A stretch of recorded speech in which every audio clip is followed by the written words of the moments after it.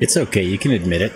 I've looked at those cards too and thought, I wonder how much that hash is on Ethereum. We occasionally get wandering eyes and we ask the same kinds of questions. How can I get more from life and from mining?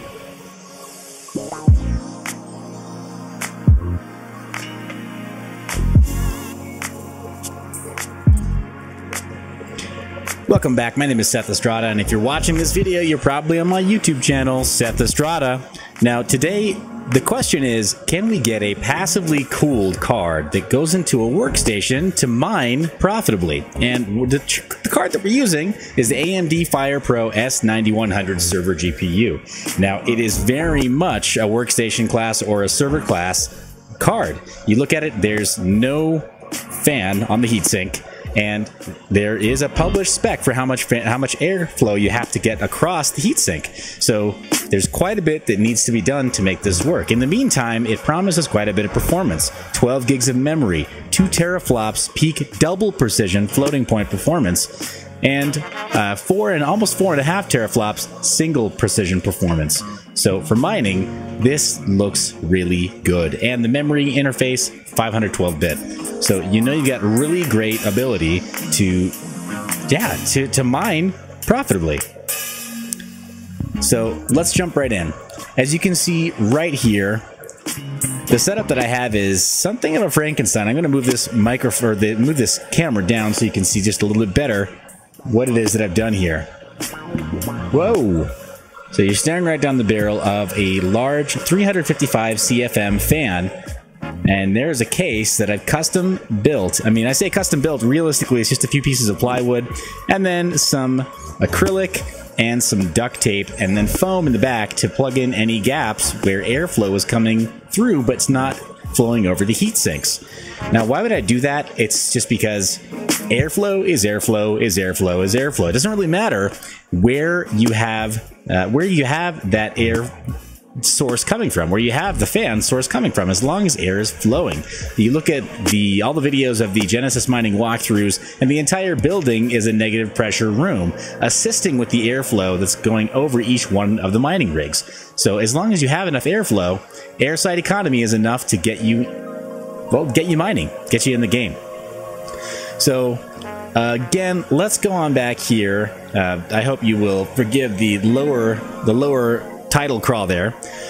Let's go back here to the browser. Let's take a look at some of the things that I've been working on recently. Actually, you know what I'm going to do? Let's get that out of the picture. And we're going to take a look right here on AMD's website. Here are the specs of the AMD FirePro S9100. Again, 12 gigs of RAM with a 512-bit interface. It's really, really fast. So let's jump back in and see exactly what we need in order to get this thing working. So right here, you're going to need to get the FirePro and Radeon Pro software in order to do any kind of changes to this. On Windows 64-bit, it is version number 15.201.2401. Now, this is a fairly old driver set right here, but it's what you're going to need in order to be able to make any kind of changes. Now, I haven't made any changes to the box that you saw running before, and so there isn't any kind of a BIOS tweak or update to the cards that I have running right now.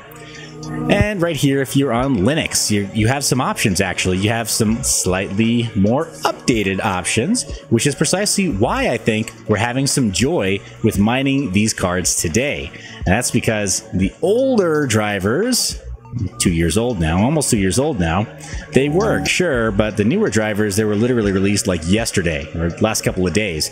So we've got drivers for Ubuntu, drivers for Red Hat Enterprise Linux and CentOS. And so if you're running Simple Mining OS or if you're running Hive OS, then it shouldn't be too difficult to get the newest drivers running there. Right here, this is the spec sheet on the PDF on AMD's website. Massively cooled solution for server environments. AMD Graphics Core Next. Now, it's not the first generation Graphics Core Next. We'll talk about that in just a little bit. But 2560 stream processors with 40 compute units. It's pretty powerful, actually. It's a little above the average there.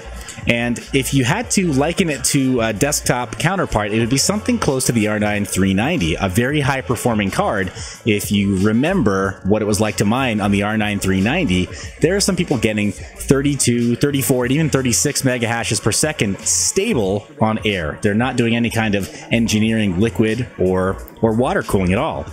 And then GDDR5 memory, 12 gigs of it, of course, again, 512 megabit interface, or 512-bit interface, 320 gigabytes per second memory bandwidth, and then power consumption, it listed as 225. Now, I noticed only a single 8-pin power connector on the back of this card, so I don't know what has changed in that time, but it should require an additional power connection, and I'm not really sure exactly why it doesn't now, but it must not be drawing as much power as it used to. Right here on Amazon, I noticed that it's not available from most sellers, only third-party sellers, and here are the prices that you can find it for. $7.99 with free shipping, or $12.90 Amazon Prime. I think probably fulfillment by Amazon.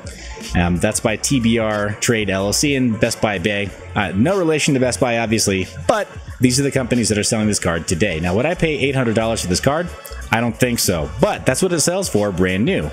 And in our little case over here, we've got 4 of them. So you do the math. This is another one of those ridiculously expensive. Seth, why in the world did you make this machines? And you know what? To that, all I can say is because I can. So, sorry, not sorry. Let's look back over here.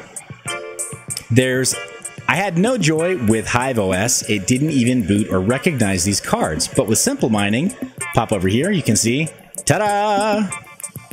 We're off to the races. In fact, not only is it mining Ethereum well, it's actually mining CryptoNick heavy without any modifications to the BIOS.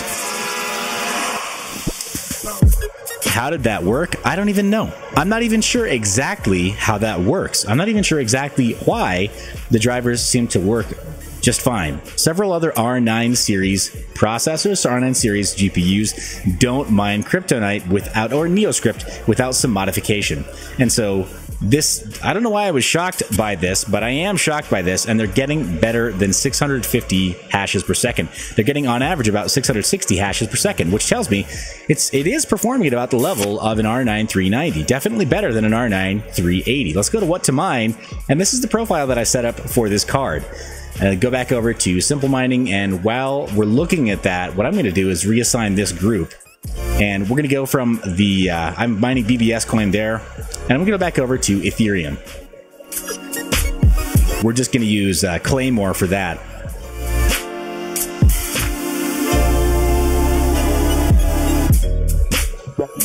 All right, here we are on whattomine.com. Let me pop this open a little bit bigger for you, or make that a little bit larger for you to be able to read it a little more easily.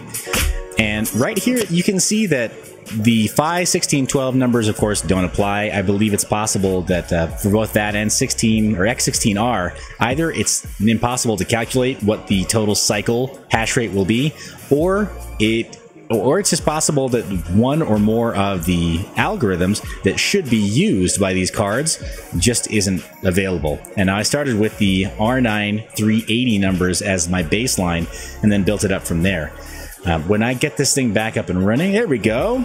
It's already got Ethereum going. You can see right there my hash rates. And we can see that it's doing about 93 mega hashes total between 4 cards. Each one is doing about 22.9 on the low end, and some others are 22.8. But then the other 2 are doing above 23 mega hashes per second. So I'm just going to call the average. We're going to call the average 22.9. And then with CryptoNick, we'll just call that 660, not 664. Same with CryptoNick V7, 660, not 6. There we go. And then with EchoHash, I was able to successfully get it going for about 280 hashes per second. Lyra, 6800, NeoScript 620, Time Travel 5 mega hashes per second, Skunkhash 10, NIST 5, 11, and now with Zevin, X16R, and then Phi 1612, we don't have any numbers on this card yet. But let's go ahead and calculate it, and let's check to see what's profitable right now.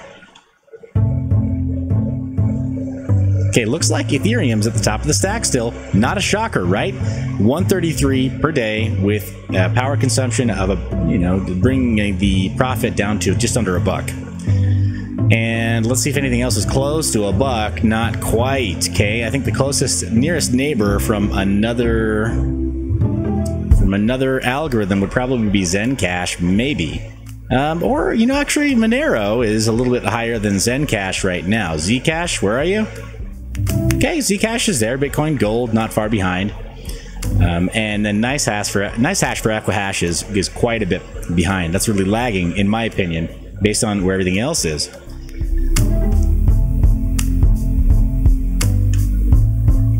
Okay, but I really want to see the magic. I want to see 32 to 36 mega hashes per second. And the big question is, what do we have to do to get that performance? All right, guys, this is a two-parter. I'm going to leave you hanging on this one and ask you the question once again. Can I successfully mine with passive air workstation cards? We'll answer that question completely in the next episode. Till then, guys, thank you for watching. Thank you for hitting the subscribe button. Thank you for clicking the bell icon to be notified when videos are posted. You're the reason that I make these videos. I love your face. I'll see you in part 2.